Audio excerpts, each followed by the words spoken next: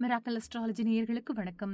பெரும் பணக்காரர் அல்லது பல ஆயிரம் கோடிகளுக்கு அதிபதி ஜாதகம் எப்படி இருக்கும் என்று நாம் இந்த ஜோதிட வீடியோவில் பார்க்கலாம். ராகு மாதிரி இயற்கை அசுப கிரகம் இந்த பணக்கார யோகத்தை தருமா என்றால் நிச்சயம் தரும்.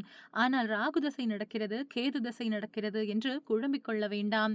இங்கே நாம் பணத்தை பற்றி மட்டும் பார்ப்பதால் மற்ற பலன்களை பார்க்க போவது இல்லை. ராகு மற்றும் கேதுவின் இயல்பான தன்மையை பார்த்துவிட்டு தொடர்ந்து பணக்கார யோகம் பற்றி பார்க்கலாம். எந்த ஒரு கிரகமும் தனித்து இயங்காது, சேர்க்கை மூலம்தான் யோகமாக மாறும். நிழல் கிரகங்கள் என்று சொல்லக்கூடிய ராகுவுக்கும் கேதுவுக்கும் சொந்த வீடு கிடையாது. ஆனால் வலிமையான கிரகங்கள் வரிசையில் முதல் 2 இடங்களை பிடிப்பது ராகுவும் கேதுவும் தான்.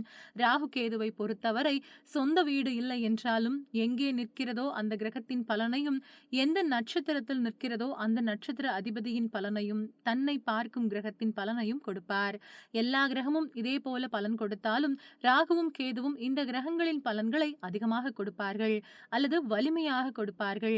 அதாவது அந்த கிரகங்களை விட அதிக வலிமையாக கொடுப்பார்கள். இந்த ராகு 18 வருடங்கள் தசை நடத்தக்கூடியவர். லக்னத்திற்கு 3 அல்லது 11 ராகு இருந்தால் மிகவும் நல்லது.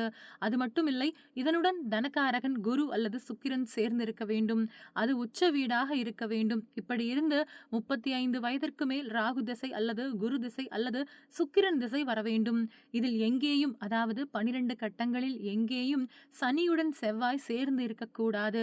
ராகுவுடன் தனகாரகன் குரு சேர்ந்தால் குருவுக்கு 3 பார்வைகள் உண்டு. அதே போல குறைந்தது 3 கிரகங்கள் தன்னுடைய வீட்டை தானே பார்த்தால் அதையும் பெரும் பணக்காரர்களாகும் யோகம் உள்ள ஜாதகம் என்று சொல்லலாம்.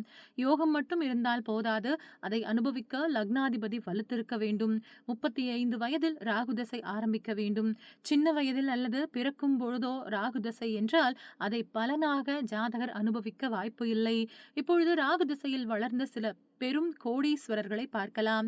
சிவாஜி கணேசன், ஜெமினி கணேசன், ரஜினிகாந்த், ஜெயலலிதா என்று நிறைய உதாரணங்கள் சொல்ல முடியும்.